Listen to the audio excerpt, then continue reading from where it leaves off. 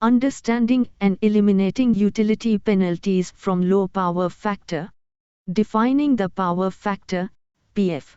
Power factor, PF, is a critical metric in AC electrical systems, representing the efficiency of power utilization. It is mathematically defined as the ratio of real power, kW, which performs useful work, to apparent power, kVA, the total power delivered by the utility. An ideal power factor is unity, 1.0, meaning all supplied power is converted into work. The role of inductive loads. In industrial and commercial settings, low power factor is predominantly caused by inductive loads. Equipment such as induction motors, transformers, and magnetic ballasts require magnetizing current to operate. This current, known as reactive power, kVAR, does no real work but increases the total current drawn from the utility, resulting in a lagging power factor. The power triangle relationship. The relationship between the three types of power is often visualized with the power triangle.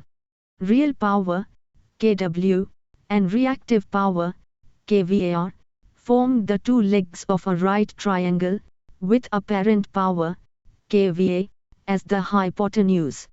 The power factor is the cosine of the angle between the real power and apparent power vectors, PF, is equal to kW, kVA. Utility concerns with low PF. Utilities are fundamentally concerned with low power factor because they must generate and transmit the total apparent power, kVA, not just the real power, kW. A low PF requires the utility to supply more total current for the same amount of useful work, overloading their transmission lines, transformers, and generators. The financial impact, penalty thresholds. To incentivize efficient power usage, utilities typically impose financial penalties on large commercial and industrial customers whose average power factor falls below a set threshold. This limit is commonly set between 0.90 and 0.95 lagging. Falling below this level triggers additional charges on the electricity bill. Calculation method, demand charge surcharge. The most common method for applying a low PF penalty is via an additional demand charge.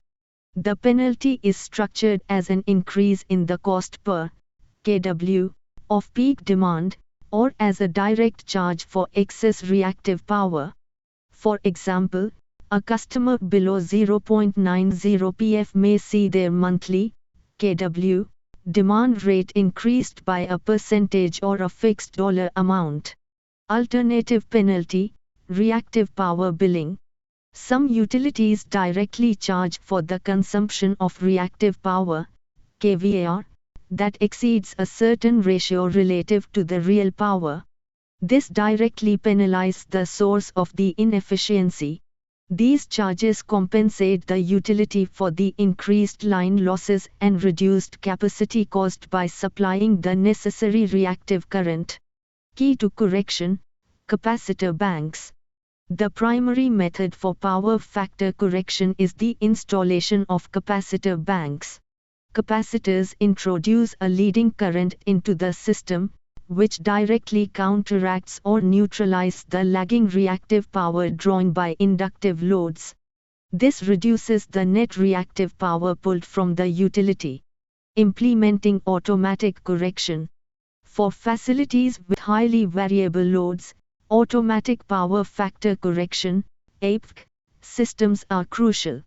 These systems use a controller to monitor the power factor in real time and automatically switch capacitor stages in or out of the circuit to maintain the target PF, typically above 0.95.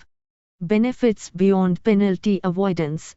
Improving the power factor does more than just avoid utility penalties. It reduces the total current in facility wiring, decreasing internal system losses and improving voltage regulation. This reduction in current also frees up capacity in existing transformers and distribution equipment, enabling future load growth without costly upgrades.